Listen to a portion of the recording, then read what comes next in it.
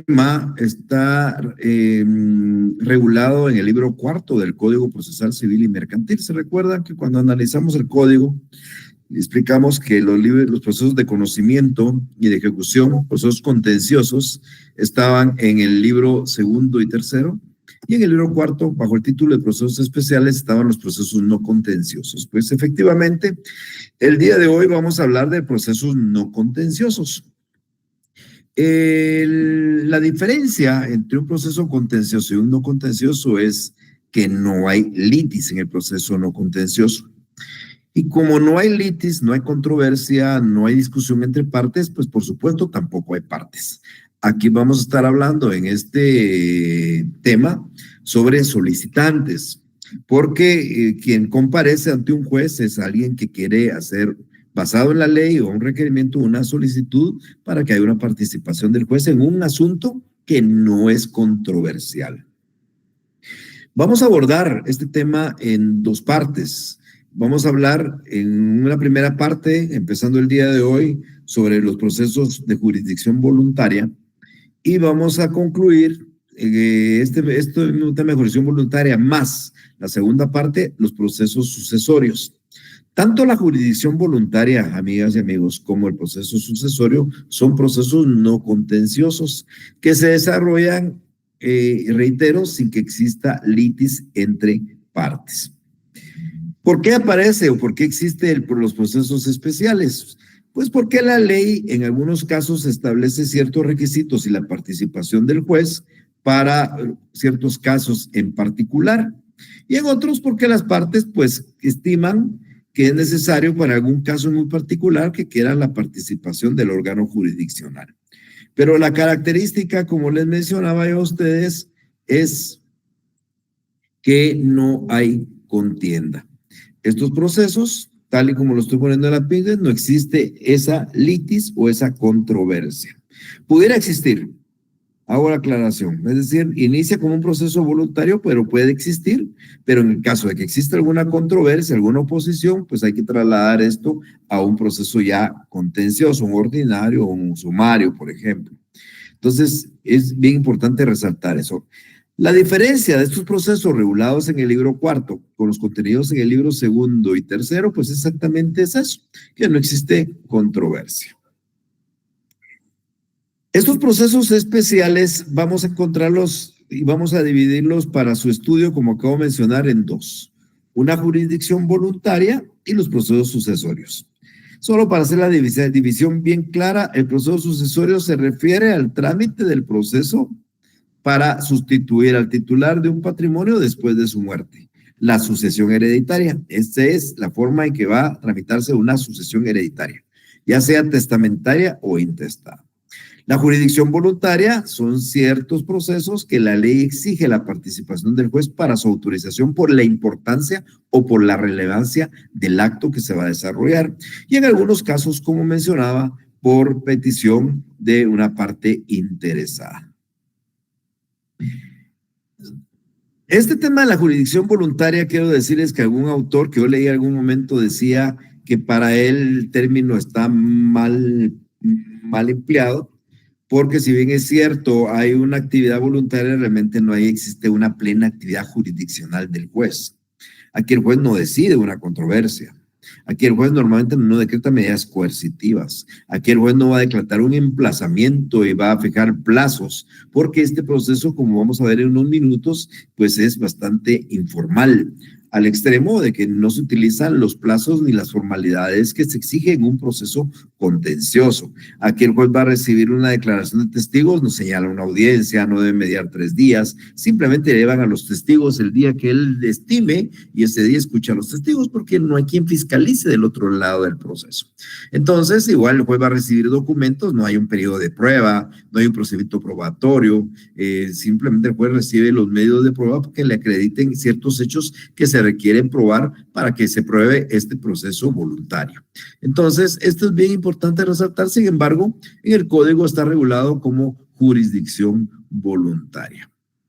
Y aquí comprende muchos actos que la ley le da esa obligación del juez de conocer y algunos en los cuales las partes por por voluntad propia quieren que el juez participe. Esta segunda parte de lo que se da por voluntad propia no existe en la ley, por supuesto, sino hay varios ejemplos donde, por ejemplo, valga la redundancia, yo quiero notificarle a los colindantes en mi terreno que perdón, a los copropietarios en un terreno que yo quiero vender y quiero notificarles a ellos para que ejerzan su derecho de tanteo, pues puedo pedirlo que lo hagamos a través de un juez en una forma voluntaria. Normalmente se hace con un notario, pero podría yo hacerlo. Pero doy un ejemplo de algo que podría surgir por voluntad de las partes. Pero lo que vamos a analizar acá en la clase son los temas que la ley regula, que debe de haber una participación del órgano jurisdiccional autorizando este acto trascendental normalmente dentro del ámbito familiar o el ámbito de las personas. Puede existir, como decía hace unos minutos, alguna oposición a este trámite de jurisdicción voluntaria, es decir, si alguien se opone a ese trámite de jurisdicción voluntaria, entonces el asunto se convierte en contencioso y el proceso voluntario se detiene y las partes deben de recurrir a la vía que corresponda para tramitar su controversia. Normalmente es la vía ordinaria, normalmente, pero como vamos a ver, hay algún caso que no es exactamente la vía ordinaria, sino es la vía sumaria la que hay que ampliar. Pero como regla general, si hay oposición a un trámite de estos voluntarios, pues esa controversia se va a discutir en un juicio ordinario. Como mencionaba también, lo antiformalista de este proceso es que las resoluciones que el juez dicta las puede variar sin necesidad de cumplir con los términos y formas establecidas en la jurisdicción contenciosa. Un juez dicta una resolución hoy, dentro de un mes vio que se equivocó, la cambia, puede modificarla, reitero, puede recibir testigos sin una resolución previa, solo de palabra. Es una cuestión muy informal porque no existe fiscalización de la otra parte, no se está dando derechos de una parte contraria, sino simplemente se está tratando de cumplir con ciertos requisitos para declarar un acto importante, reitero, dentro del ámbito familiar o del ámbito de las personas. ¿Qué asuntos vamos a ver y voy a explicar yo en esta vía? Miren, primero quiero mencionar algo que es importante que lo tengan ustedes muy presente. Los procesos que aquí voy a mencionar se tramitan ante un juez de primera instancia, civil, conforme al Código Procesal Civil y Mercantil. Sin embargo, pocos años después de que el Código Procesal Civil y Mercantil entró en vigencia, también entró en vigencia la ley de jurisdicción voluntaria, trámite de jurisdicción voluntaria. Y esta ley tiene mucha relación con estos trámites, con la diferencia que la ley permite que estos trámites, no todos, sino la mayoría, se tramiten ante notario. Entonces, algunos de los procesos que voy a explicar acá, casi diría la mayoría, no la totalidad, la mayoría, se pueden tramitar ante un juez o se pueden tramitar ante un notario. El notario hace la función de un juez. El notario va a recibir declaraciones testimoniales, el notario va a recibir documentos, el notario va a calificar ciertas circunstancias, va a recibir la opinión de la Procuraduría General de la Nación y va a dictar una resolución declarando lo que un mismo juez puede declarar. Por consiguiente, ahora es más fácil, bueno, desde hace muchos años es más fácil, este trámite es de jurisdicción voluntaria porque no hay que ir ante el órgano jurisdiccional, que por la densidad de trabajo, por la carga laboral, pues lógicamente los procesos tardan más que ir ante un notario. Y el notario hace el trámite como que fuera el juez. Este trámite, la forma de redactar, los procedimientos seguramente van a ser explicados en su curso de Derecho Notarial 3 o 4, y por consiguiente yo no voy a explicar el ámbito práctico de estos procesos, pero sí voy a explicar en qué consiste cada uno, para qué sirve cada uno y algunos requisitos que se requieren para declarar estas circunstancias que se están pretendiendo por esta vía no contenciosa. Entonces, es importante resaltar de que al momento de que haya que tramitar un proceso de esta naturaleza, la vía más expedita es la vía notarial y ustedes como notarios podrán desarrollarlo en su sede notarial a través de actas notariales y los instrumentos que se utilizan para poder desarrollar un proceso y formar un expediente y dictar una resolución. ¿Qué asuntos se tramitan en vía voluntaria? Vamos a encontrar particularmente dos. Vamos a encontrar asuntos relativos a personas y familia, como yo les mencionaba hace unos segunditos. Y también vamos a hablar del tema de subastas voluntarias.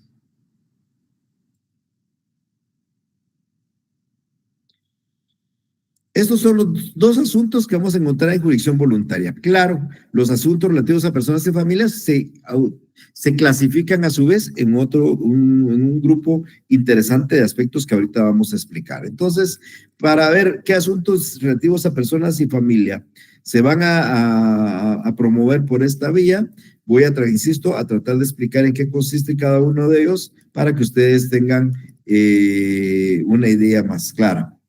Vamos a hablar en unos minutos sobre una declaratoria de incapacidad, que es un tema relativo a las personas, la ausencia y muerte presunta, que es relativo también a las personas, la disposición relativa a la administración de bienes de menores y ausentes e incapaces, disposiciones relativas también al matrimonio, esto ya se refiere a la familia, modo de suplir el consentimiento que está derogado, pero que lo voy a explicar, el divorcio, la separación. Y también vamos a estar hablando de aspectos relativos al estado civil de las personas, como el reconocimiento de preñez y parto, un cambio de nombre, cómo se cambia el nombre, cómo se identifica a una persona cuando utiliza varios nombres y cómo se corrigen los errores en los asientos y de las partidas de nacimiento. E igualmente vamos a hablar un poco del patrimonio familiar. Todo esto es un tema de jurisdicción voluntaria, reitero, temas relativos a la persona, como la ausencia, la incapacidad, la disposición de bienes. Vamos a ver temas relativos a la familia, como el divorcio, la separación. Vamos a hablar también temas en relación a la capacidad, que se refiere a la persona, como el cambio de nombre, la identificación de persona. Eso, y voy a ir explicando cada aspecto dentro de nuestra clase. Como les digo, no desde el punto de vista práctico, pero sí de los requisitos que se requieren para poder desarrollar esto y cómo se utilizan y cómo se emplean. Daré algunos ejemplos también para que ustedes tengan una idea al momento de contar de estas instituciones. Primero hablemos de la declaratoria de incapacidad. Miren, nosotros como personas, ya sabemos que somos personas y sabemos que somos personas no por naturaleza, sino porque la ley dice que somos personas. Tenemos ciertos atributos. Como personas, Mario Estuardo Gordillo Galindo tiene un nombre. Yo también tengo un patrimonio, tengo un domicilio, tengo un estado civil y tengo una capacidad y un patrimonio. En relación a la capacidad, muchos confunden el tema de capacidad con personalidad. Ya les dije, la personalidad es la que nos inviste como personas. La personalidad es ese manto que nos da el Estado para ser personas. La personalidad es que nosotros como seres humanos, la ley dice que desde que nacemos y aún antes de nacer, somos personas. Y como somos personas, nosotros tenemos un atributo, entre otros, que es la capacidad. ¿Y eso qué es? Como somos personas, tenemos la facultad de adquirir derechos y contraer obligaciones. Eso es la capacidad. Un menor de edad, un niño de 3 años, puede contraer obligaciones y también puede adquirir derechos. Un mayor de edad puede adquirir derechos y contraer obligaciones. ¿Dónde está la diferencia? La diferencia es que el mayor de edad lo hace por él mismo, pero el menor de edad no lo puede hacer por él mismo. Tiene necesidad que lo haga su representante legal. La capacidad con la que nosotros nacemos se llama capacidad de goce. Y es una capacidad de goce porque nacemos con esa facultad, simplemente de poder ejercer derechos y contraer obligaciones. Pero esos derechos y esas obligaciones las adquirimos nosotros a través de nuestro representante legal. En el caso de nosotros como menores de edad, a través de nuestros padres en ejercicio de la patria potestad. La capacidad de ejercicio es cuando nosotros ya por sí mismos ejercitamos esos derechos y esas obligaciones. Entonces, cuando la palabra incapacidad aparece en la ley, no se refiere a la incapacidad de todo ser humano, sino se refiere a la incapacidad de aquel mayor de edad que ya es capaz, pero se le declara incapaz. Quiero decir, por ejemplo, para que ejemplifiquemos, a un niño de 3 años no se le puede declarar incapaz, porque de por sí es incapaz. Pero suponiendo que este niño de 3 años pues tiene problemas mentales, pensemos en una enfermedad muy común que es como es el síndrome de Down, por ejemplo. Un menor de edad con síndrome de Down, él no se va de repente a desarrollar, o un menor de edad ciego, que no se pueda dar a entender, o sordomudo, que no se pueda dar a entender. A él no hay que declararlo incapaz, porque él de por sí es incapaz por ser menor de edad. ¿A quién voy a declarar yo incapaz? Aquel mayor de edad que, por ejemplo, padece de una enfermedad mental o abusa de bebidas alcohólicas o estupefacientes, o puede ser también declarado en estado de incapacidad un ciego que no puede manifestarse ni dirigirse con certeza, el sordomudo, también que no puede darse a entender de manera satisfactoria. Entonces, estas personas, ¿por qué se les declara incapaz? Porque su limitación, ya sea mental, ceguera, sordomudez o el alcoholismo, no les impide razonar de una manera, valga la redundancia, razonable, al extremo que puede poner en riesgo su patrimonio, su integridad. Imagínense ustedes un menor dueño de una casa, un mayor dueño de una casa, pero enfermo mental, podría regalarla, podría venderla al precio más barato, podría firmar cualquier documento sin leerlo. Entonces, es necesario declararlo incapaz para que él no lo pueda hacer por sí mismo. Entonces, cuando ustedes oigan la palabra incapaz, estamos hablando de un mayor de edad que ya es capaz, pero se le declara incapaz para efecto que no puede ejercer él por él mismo esos derechos y esas obligaciones. En un momento de mi carrera profesional, tuve yo un asunto, un proceso en el cual una señora iba acompañada de su hija, una señorita de 26 años, de síndrome de Down, pero un síndrome de Down muy fuerte, un síndrome de Down muy complicado. Yo conozco personas con síndrome de Down que se identifican, se manifiestan, inclusive he visto muchísimos ya trabajando en algunos lugares y se desarrollan, por supuesto, tal vez no igual que una persona normal, pero se desarrollan. Pero esta muchachita en particular había nacido con síndrome de Down, pero además de eso no miraba muy bien y no hablaba. Ella era legal, por naturaleza, tendría una edad de 2 o 3 años, tenía 26. Su padre nunca le había proporcionado alimentos y ella pues quería que se le pidiera alimentos. Nunca se le había declarado en estado de incapacidad. A ella nosotros no podíamos llevarla a un tribunal y someterla y proponerla y ponerla como parte actora en un juicio, porque el día de la audiencia pues no se hubiera comunicado, no hubiera hablado. El juez me hubiera regañado a mí, me hubiera dicho, ¿usted cómo trae a esta señorita aquí a este juicio? Porque él no sería una barbaridad de parte mía. Tampoco ella puede otorgar un mandato, ningún notario redactaría un mandato porque no puede entender cuál es la intención de ella. Ella no tendría esa intención. Entonces, ¿qué hay que hacer? Para que ella pueda ser representada legalmente, declarar su incapacidad. Para eso sirve. Muchachita de 26 años, desde que cumplió 18 ya tenía capacidad, claro, nunca se separó de la madre, pero hoy era necesario participar en un proceso y ejercer un derecho, y no lo podía hacer ella por sí mismo, y por ende hubo que declarar la incapacidad con un objetivo. El objetivo de declarar la incapacidad es que la persona pueda desarrollarse por sí misma, pero también nombrarle a la persona que la va a representar. Cualquier persona puede hacer esta solicitud, no es necesario ser padre, la madre, hermano, cualquier persona, inclusive como una facultad constitucional, la Procuraduría General de la Nación representa a los menores y a los incapaces cuando estos no tienen representante legal. Entonces, cualquier persona con interés puede plantearlo, inclusive la Procuraduría General de la Nación. A esta solicitud declaratoria de incapacidad, nosotros tenemos que acompañar los documentos que justifiquen la enfermedad.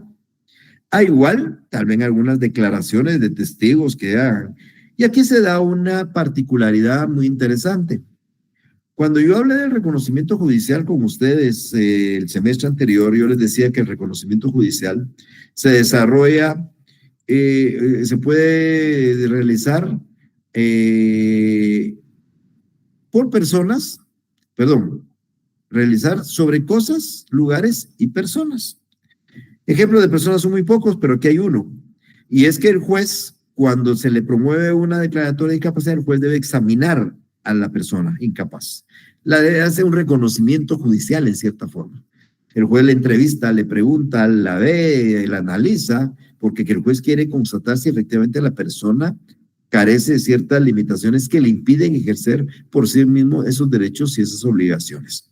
Y también, por supuesto, se asegura ordenando que se le practique un examen médico por un experto que él nombra y por otro que nombra el solicitante.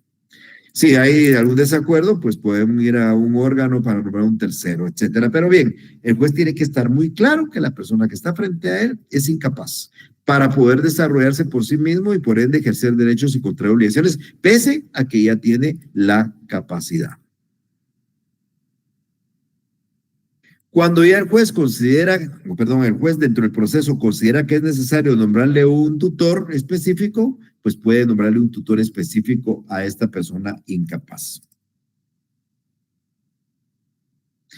Antes de resolver, el juez debe de darle audiencia a la Procuraduría General. Ya les decía yo hace unos minutos que la Procuraduría General va a ser parte en todos estos procesos donde hay menores incapaces y ausentes y por ende hay que darle audiencia a la Procuraduría General de la Nación y si la opinión de la Procuraduría es que procede la declaratoria, entonces el juez va a declarar la incapacidad y va a designar a la persona que se va a encargar de valga la redundancia, de la persona incapaz y de sus bienes.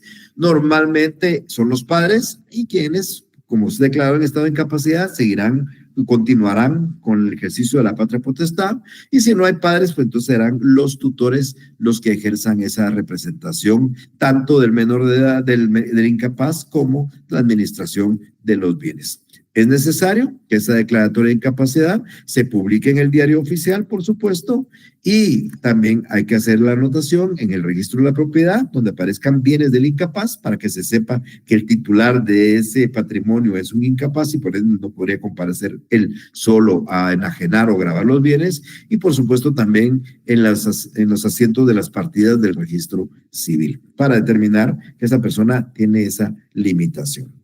¿Puede haber oposición? Claro, puede haber una oposición. Y si hay oposición, como también mencioné eso, hay que irse al proceso contencioso y en este caso a un juicio ordinario porque así lo dice la ley. Entonces, el proceso que vamos a tramitar será un juicio ordinario, el que se va a llevar a cabo en caso de oposición a unas diligencias de declaratoria de incapacidad.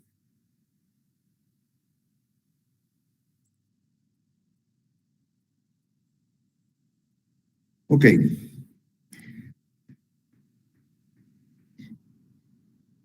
Hablemos de otra figura también muy propia del derecho civil y se relaciona a la persona. Miren, insisto, hace unos minutos mencionaba que nosotros como persona tenemos unos atributos. Me van a dar un segundito. Tengo el sol frente a mi cara y pues solo voy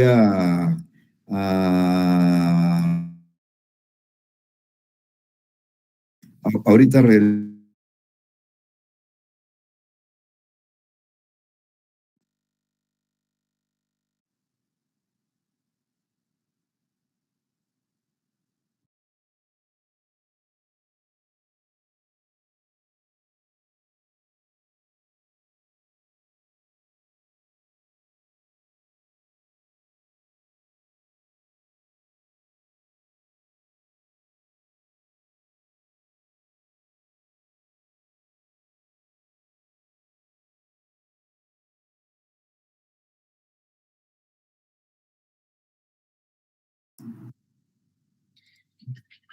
Ok, pues les decía entonces que esta figura de la muerte presunta y la ausencia tiene relación con la persona. Nosotros como personas, además de una capacidad que le acabo de explicar, también tenemos un domicilio y el domicilio se conceptualiza como la sede donde nosotros ejercemos derechos y obligaciones. Ya he dicho que el domicilio es la circunscripción departamental donde ejercemos derechos y contraemos obligaciones. Pero ¿qué sucede cuando la persona no está en su domicilio? ¿Qué van a hacer ustedes el día de mañana cuando tengan que demandar en un juicio de divorcio, un juicio de reivindicación de la propiedad, un interdicto de amparo, un sumario de cobro de rentas, un juicio ejecutivo a una persona que vive en los Estados Unidos, por ejemplo? ¿Cómo vamos a hacer nosotros para ejercer nuestro derecho en contra del ausente? ¿O cómo va a ser el ausente que está en Estados Unidos si quisiera que ustedes promovieran una demanda en nombre de él en contra de alguien acá? Bueno, el camino más fácil y más viable es que esta persona que se fue a los Estados Unidos tuviera un mandatario en Guatemala. Y si tiene un mandatario con poderes suficientes, pues entonces pues tiene un representante para que ejerza derechos y obligaciones. Pero en el caso muy concreto es que no hay un mandatario. Y por consiguiente es necesario que alguien represente a la persona acá para que ejerza derechos o para que le reclamen obligaciones. Y para eso sirve la figura de la ausencia. Entonces, en la ausencia es cuando una persona no está presente en la sede donde ejerce derechos y adquiere obligaciones. Y por consiguiente, es necesario solicitarle al juez, quien previa intervención de la PGN y recibiendo la información que ustedes ven en la pantalla, por ejemplo, el hecho de la ausencia, si hay algún mandatario, algún pariente, si hay algún tutor en caso de los menores de edad o incapacitados, el tiempo de la ausencia, el juez recibe toda esa información y si al final el juez determina que la persona no está en el país y no hay quien lo represente, el juez nombra un representante legal, que se llama técnicamente defensor judicial.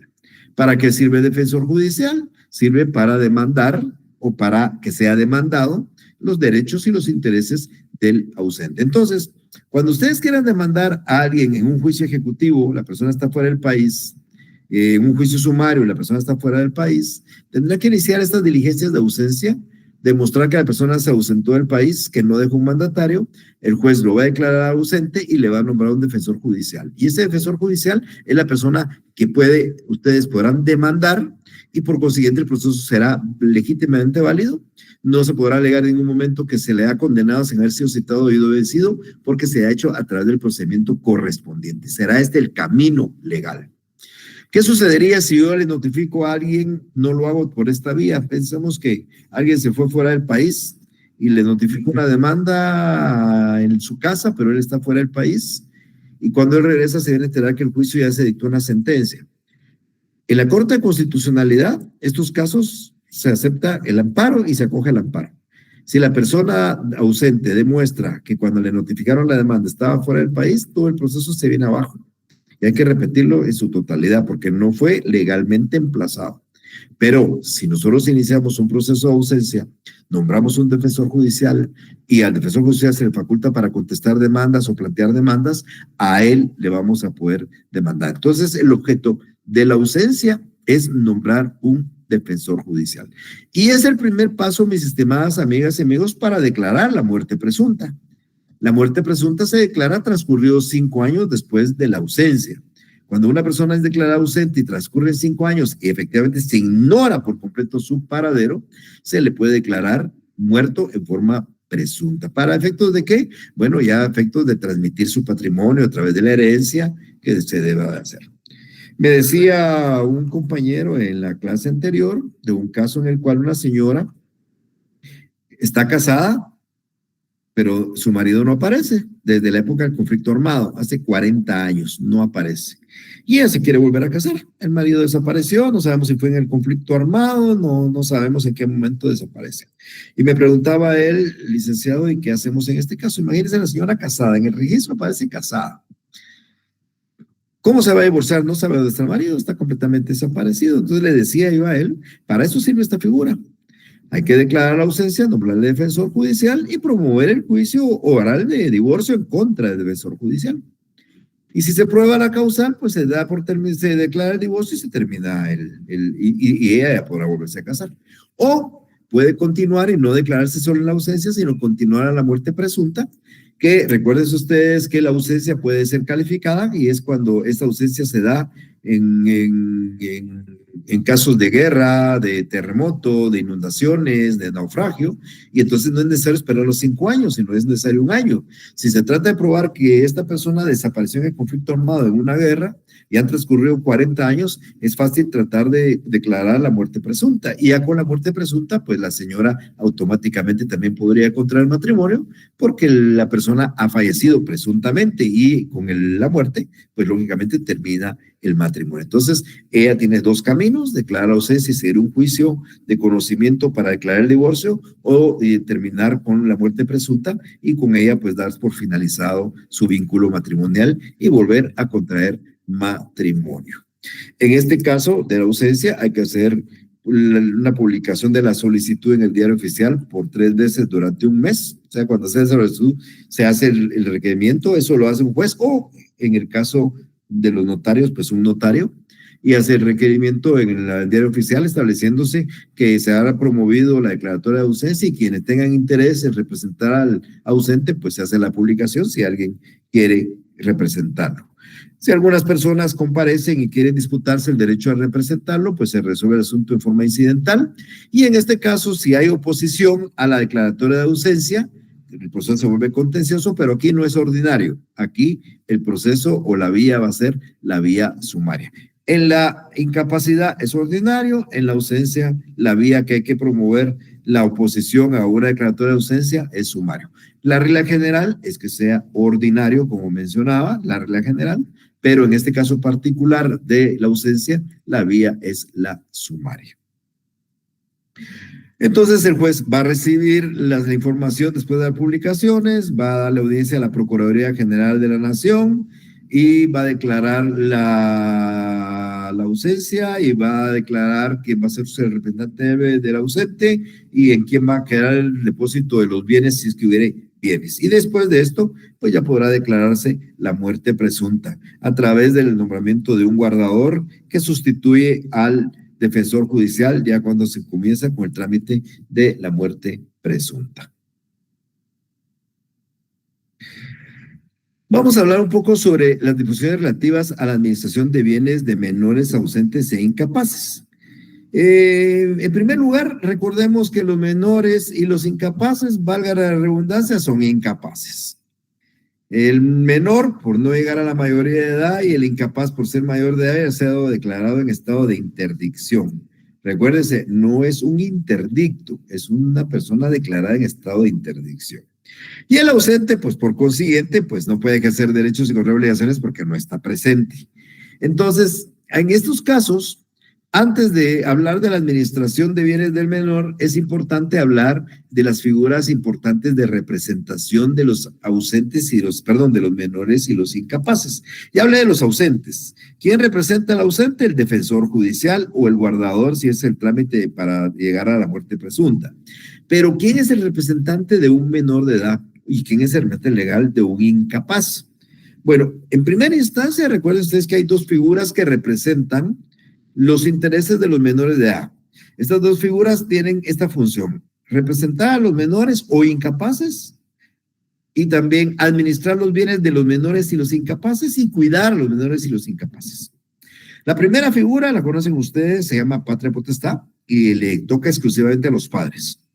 El padre y la madre ejercen la patria potestad sobre sus hijos menores de edad o incapaces, y por consiguiente ellos representan a los hijos menores o incapaces, administran los bienes de estos menores o incapaces y los cuidan. Esa es la labor de la patria potestad.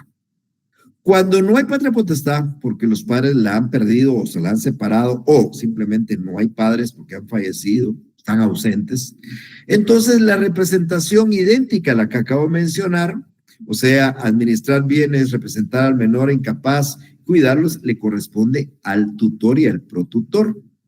Entonces, aquí aparece la figura de la tutela. La patria potestad y la tutela son figuras idénticas, con la diferencia que está en quien la ejerce. Y por supuesto que la patria potestad se trae de por sí, solo por el hecho de ser padre. La tutela hay que discernir el cargo por parte del juez. Entonces, ¿cuál es la diferencia en la tutela? Que la ejercen los padres. Y el tutor, pues no es el padre, es cualquier otra persona que no sea esto. Recordemos igualmente que en la tutela hay distintas clases de tutela. Ustedes leen el Código Civil en relación a la tutela, va a encontrar la tutela testamentaria, la legítima, la judicial, la específica, la especial, la legal. Por ejemplo, la tutela legal son las que tienen los centros donde hay niños menores de edad, centros estos de adopción o de cuidado de niños menores que están sin padres. Ellos tienen una tutela legal. Pero las tutelas que importan para efecto de nuestro proceso judicial son la tutela testamentaria, la tutela legítima y la judicial, en ese orden. ¿Por qué razón? Porque la tutela testamentaria es aquella que designa el padre o la madre del menor o incapaz en su testamento. Cuando aquella persona va, que cree que va a morir o que deja un testamento y tiene un hijo menor de edad o un hijo incapacitado, puede en el testamento designar quién es el tutor y ese tutor se llama tutor testamentario. Designo tutor a mi hermana fulana tal para que se encargue de la representación, el cuidado y el uso de los bienes de mi hijo incapaz o menor de edad. Se llama tutela testamentaria y es la primera que tiene preeminencia sobre cualquier tutela. Cuando el juez va a nombrar un tutor, de primero determina si hay un tutor testamentario. Si no hay testamento o en el testamento no se designó tutor testamentario, entonces aparece la tutela legítima. Que ustedes recordarán que la tutela legítima es la que le corresponde a los parientes del pupilo, así se llama la persona a la que se tutela, sobre la que recae la tutela, el menor o el incapaz. Y entonces los parientes, si este menor es hijo de padres casados, entonces hay una prevalencia sobre la línea paterna. Entonces, el primer lugar para ejercer la tutela legítima le corresponde al abuelo paterno. Si no hay abuelo paterno, el abuelo materno. Si no hay, pues abuela paterna. Si no hay abuela materna. Y si no hay, los hermanos, empezando por el de mayor de edad. Esa es la tutela legítima, le corresponde a los parientes, abuelos y hermanos. Cuando el menor es hijo de padres no casados, prevalece la línea materna. Entonces, el primer lugar será el abuelo materno y el segundo el abuelo paterno y así sucesivamente hasta los hermanos. Esa se llama tutela legítima. Y la tutela judicial se da cuando no existe ni tutela testamentaria ni hay tutor legítimo. Recuérdense que la tutela hay que aceptarla. No es que porque se nombró en el testamento él es el tutor. Puede ser que el tutor testamentario no acepte el cargo, porque es un cargo no solo muy complicado, me refiero a que hay que encargarse del cuidado, administración de un hijo, de un menor o incapaz. No cualquiera lo va a aceptar y es muy difícil de renunciar. O sea, tendría que ser una causa muy justificada para renunciar al cargo. Entonces, podría no aceptar el tutor testamentario, podría no aceptar ninguno de los parientes legítimos, y entonces es el juez el que va a designar un tutor judicial. En cualquier persona va a recaer, ya no es necesario que esté en el testamento, ya no es testamentario ni es legítimo, cualquier persona. Entonces, este tutor o este protutor, que es el que vigila también a la vez del tutor, o el guardador en el caso del presunto muerto, en el caso de la muerte presunta, deben de solicitar al juez que se les discierna el cargo, que acrediten que ellos son los tutores y se les discierna el cargo para que puedan ejercer la representación del menor o incapaz, la administración de los bienes y el cuidado de ellos. Ahora, los bienes, la labor del tutor, del protutor, de los padres es administrar los bienes del menor. Es bien importante resaltar que los bienes del menor no se pueden gravar o enajenar o ceder sin previa autorización del juez. O sea, si ustedes a su oficina llega una señora con su hijo menor diciéndole, Lee, quiero vender la casa de mi hijo, y la casa está en nombre de su hijo y el hijo es menor o es incapaz o es ausente, no estuviera, no se puede vender. Es que yo soy su madre y ejerzo la patria potestad. Sí, usted puede administrar, pero no puede vender. Es que yo soy su tutora, sí, pero usted puede administrar, pero no puede vender. Es que yo soy el guardador, sí, pero puede administrar, pero no puede vender. ¿Qué se requiere para vender, para enajenar, para gravar esos menores? Que haya una autorización del juez a través de un proceso voluntario que se llama disposición y gravamen de bienes de menores incapaces o ausentes. Una excepción a esta regla es el juicio de división de la cosa común, porque ustedes recordarán que el juicio oral de división de la cosa común procede cuando uno copropietario no está de acuerdo o un copropietario es menor o es incapaz o es ausente. Agregamos al Estado. Entonces, si es menor, es incapaz o es ausente, para dividir el bien hay que tramitarlo ante un juez, pero en una vía de juicio oral. Ahora, si yo quiero hacer esa división ante un notario fuera del juez, pues tengo que iniciar este trámite de disposición de gravamen de bienes de menores ausentes o incapaces. Reitero, no podemos enajenar el bien de un menor, de un incapaz o un ausente, seamos bien padres, tutores o guardadores, si nosotros no obtenemos una autorización del juez. Para eso tenemos que manifestarle al juez con qué título nosotros administramos los bienes, si somos los tutores, los padres, los guardadores. Debemos de indicarle por qué que estamos pidiendo esa autorización, una enfermedad grave, continuación de estudios, no sé, algo necesario. Tenemos que probar con medios de prueba que hay cierta utilidad y necesidad de realizar ese contrato y la obligación. Si ya hay un contrato, hay que indicar cuáles son las bases de ese contrato para que el juez también lo vea. Y hay que designar cuáles son los bienes que pensamos gravar o enajenar, porque podría ser uno, podría ser varios. Entonces, si se cumple con todos esos aspectos, entonces el juez va a poder dar la autorización y con esa autorización ustedes van a poder gravar o ceder o enajenar los bienes de los menores que ustedes o incapaces que ustedes representan. Por último, para el día de hoy vamos a hablar de unas disposiciones relativas al matrimonio. La primera no la tengo en la presentación, pero la mencioné a un principio, aparece ahí. Y es que en el Código Procesal Civil ustedes van a encontrar una figura que se llama dispensa judicial. ¿Y qué era la dispensa judicial? Era la autorización que un juez daba para que un menor de edad pudiera contraer matrimonio. Los menores de edad en su oportunidad podían contraer matrimonio si los padres lo autorizaban, pero a falta de permiso de los padres, el menor podía recurrir ante un juez y pedir la autorización. El requisito era que si era un varón, que tuviera más de 16 años, y si era una mujer, que tuviera más de 14 años. A partir de que se estableció como una figura delictiva la violación, cuando yace un mayor con un menor o se yace con un menor de edad, es decir, el yacer con un menor de edad en cualquier condición, desde que se cambió esa figura y se incluyó dentro de la violación esos aspectos que tipifican el delito de violación, lógicamente ya no puede existir ninguna relación con menores de edad en esa forma. Por consiguiente, ya no puede existir la dispensa judicial, porque un juez ya no puede autorizar el matrimonio de menores de edad, porque incurriría no solo en una responsabilidad, sino sería un delito. Por consiguiente, esa figura ha desaparecido, pero usted la puede encontrar en su código y se denomina dispensa judicial. Ahora bien, sí podemos tramitar en la vía voluntaria el divorcio o la separación. Recuérdense ustedes que el divorcio o la separación te puede plantear de dos maneras. Se puede plantear por la solicitud de una solo de los contrayentes, de los cónyuges, si existe una causal. Si yo me quiero divorciar de mi esposa, ella no quiere divorciar. Si yo me quiero divorciar, pues entonces, si hay una causal de las del 155 del Código Civil, pues tramito un juicio oral, pruebo la causal y el juez va a declarar el divorcio o la separación. Yo puedo escoger, quiero divorciarme, solamente quiero separarme. El requisito acá es, primero es que hayan transcurrido más de un año desde la fecha que se habló el matrimonio.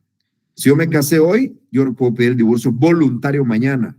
Tendría que, hoy que es 8, tendría que esperar hasta el 8 de octubre del año entrante para que ahí a partir yo pueda plantear un divorcio por mutuo consentimiento o voluntario, como le llamamos también. Ahora, si el divorcio es por una causal, hoy me casé y yo mañana planteo el juicio oral de divorcio por causal determinada. Eso no es ningún problema. Ahí no hay ningún plazo para eso, en cierta forma, pues sí, solo el plazo de la caducidad. Y es importante resaltar que en este divorcio no es solo estar de acuerdo con divorciarse o separarse, sino hay que presentarle al juez un convenio para que se establezcan ciertos requisitos o parámetros. Pero veamos antes esto.